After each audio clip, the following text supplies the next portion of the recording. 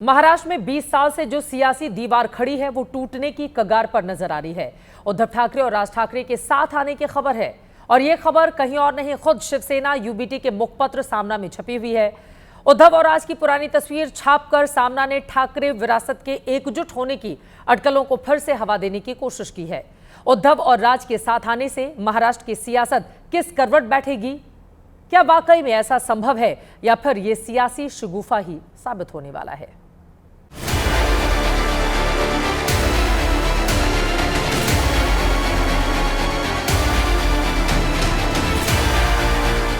महाराष्ट्र के जो मन में है वो होगा। सामना में छपी ये हेडलाइन मुंबई के सियासी समंदर में ज्वार बनकर आई है। हेडलाइन के साथ 2 दशक पुरानी तस्वीर चस्पा है, जिसमें उद्धव ठाकरे और राज ठाकरे चिंतन करते नजर आ रहे हैं। सामना में आज जो हेडलाइन छपी है उसका ट्रेलर उद्धव कल ही दे चुके थे। मौका था शिंदे गुट के नेताओं को उद्धव की सेना में शामिल करने का। जब उद्धव कुनबे को मजबूत करने में जुटे थे, इसी दौरान उनसे राज की वापसी पर सवाल पूछा गया। माझ्याकडे शिवसैनिकांच्या मनात कुठेही संभ्रम नाही आणि जे काही त्यांचे सुद्धा सैनिक एकमेकांच्या आमच्या संपर्कात आहेत त्यांच्याही मनात संभ्रम नाही। तर माझं म्हणणं की संदेश वगैरे देण्यापेक्षा आम्ही जी काय बातमी द्यायची। और आज खबर भी सामना में छप गई, जिसका असर महाराष्ट्र की सड़कों पर आने लगा। कार्यकर्ताओं ने इस पॉलिटिकल डेवलपमेंट का दिल खोलकर स्वागत किया, मानो दोनों भाइयों को साथ देखने का सपना संजोए शिव सैनिकों का इंतजार खत्म हुआ हो। आमी गिरगांवकर मतलब हम गिरगांवकर से यहाँ पे जो है बैनरबाजी की गई है और इस बैनर पे लिखा गया है कि 8 करोड़ मराठी जनता के लिए आप दोनों एक साथ आने की हम जो है वो प्रतीक्षा कर रहे हैं। इस बैनर पे हमें बाला साहब ठाकरे और साथ ही में उद्धव ठाकरे, राज ठाकरे, इनका भी जो है फोटो देखने को मिल रहा है। आप देख सकते हैं कि ये बैनर पे जो है बड़ी जोरदार बैनरबाजी के साथ में ये बैनर पूरे गिरगांव इलाके में लगाए गए हैं। उद्धव और राज का सियासी मिलन फाइनल है। तारीख भले ही तय ना हो, लेकिन उद्धव के संजय ने कह दिया है कि महाराष्ट्र की सबसे बड़ी सियासी ब्लॉकबस्टर किसी भी वक्त रिलीज हो सकती है। उद्धव जी ने जो कहा है सही है कि अगर महाराष्ट्र के मन में ये भावना है कि हम दोनों 2 भाई एक साथ आकर राजनीति करनी चाहिए, तो जरूर आपको एक अच्छी खबर मिलेगी। लगता है 2 भाई है वो निर्णय लेंगे, बाकी सब लोगों ने चुप रहना चाहिए।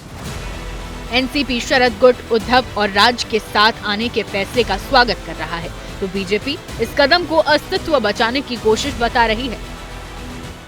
उद्धव और राज के मिलन की जो खबर सामना में छपी है उसकी स्क्रिप्ट काफी पहले से लिखी जा रही थी। महाराष्ट्र विधानसभा चुनाव के नतीजों के बाद ये सियासी लग्न बनने लगा है। ये तस्वीरें इसी साल फरवरी की हैं, जब शादी के कार्यक्रम में उद्धव ठाकरे अपनी पत्नी रश्मि ठाकरे के साथ गए थे, जहां राज ठाकरे भी मौजूद रहे। तीनों गर्मजोशी से एक दूसरे से बातचीत करते हुए नजर आ रहे थे। इसके बाद 2 महीने पहले राज ठाकरे से अभिनेता महेश मांजरेकर के साथ पॉडकास्ट किया। पॉडकास्ट में उनसे उद्धव ठाकरे के साथ जाने पर सवाल पूछे गए थे। सुनिए क्या जवाब मिला। शिवसेना फुटली नाही, फुटलीच तर तुम्ही अजूनही एकत्र येऊ शकता का? अजूनही एकत्र येऊ शकता का? हे अख्ख्या महाराष्ट्राचं काय म्हणतात स्वप्न आहे।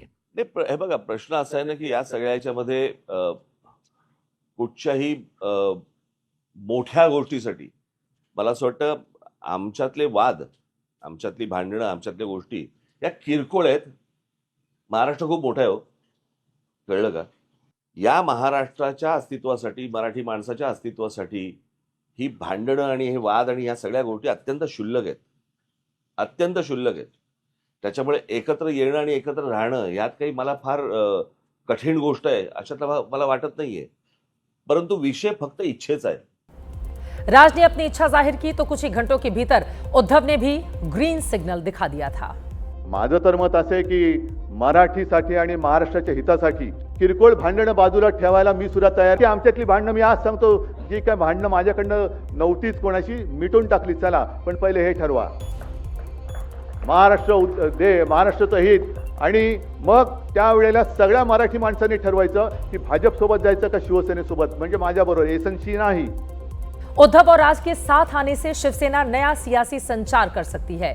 इसी को कैश करने के लिए उद्धव और राज साथ आते दिखाई दे रहे हैं। फिलहाल उद्धव और राज ठाकरे दोनों के सामने सियासी अस्तित्व बचाने की चुनौती है। शिवसेना यूबीटी 95 सीट पर लड़ी और सिर्फ 20 सीटें ही वो जीत पाई थी। राज ठाकरे की एमएनएस 128 सीटों पर चुनाव लड़ी, खाता भी नहीं खोल पाई थी। माहिम में राज ठाकरे के बेटे अमित ठाकरे तीसरे नंबर पर रहे। उद्धव ने राज के बेटे के खिलाफ उम्मीदवार तक उतार दिया था। खुद उद्धव की पार्टी का प्रदर्शन 1990 के बाद सबसे ज्यादा खराब रहा था। फिलहाल उद्धव के सामने सबसे बड़ी चुनौती है आगामी बीएमसी का चुनाव। बीएमसी में शिवसेना 28 साल से सत्ता में है। 2017 में आखिरी बार बीएमसी के चुनाव हुए थे और उस समय 2017 के बीएमसी चुनाव में शिवसेना को 84, बीजेपी को 82 सीटें मिली, कांग्रेस को 31, एनसीपी को 9 सीटों पर जीत मिली थी। तब से अब तक तस्वीर बदल चुकी है। शिवसेना दो फाड़ हो चुकी है। पार्टी का नाम और निशान एकनाथ शिंदे अपने साथ लेकर जा चुके हैं।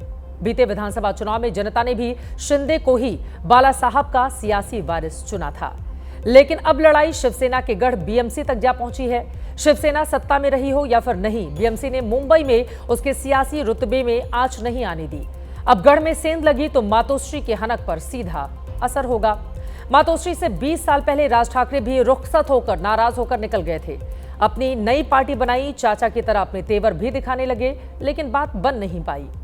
2009 में पहली बार विधानसभा चुनाव में 13 सीटें राज ठाकरे की पार्टी ने जीती। 2014 में पार्टी महज एक विधानसभा सीट पर सिमट गई थी। 2019 के विधानसभा चुनाव में भी एक ही सीट मिली। 2024 आते आते तो विधानसभा में खाता भी नहीं खुला। यानी जिस उम्मीद में राज ठाकरे ने शिवसेना छोड़ी वो परवान नहीं चढ़ पाई। वहीं उद्धव ने साल 2019 में सीएम पद को लेकर बीजेपी से दशकों पुराना रिश्ता तोड़ा था। वैचारिक विरोधी कांग्रेस और एनसीपी से हाथ मिलाया। उद्धव की हिंदुत्व वाली छवि को खासा नुकसान पहुंचा। इस सियासी नुकसान को भरने दोनों भाइयों का साथ आना जरूरी और उससे कहीं ज्यादा मजबूरी बन चुका है।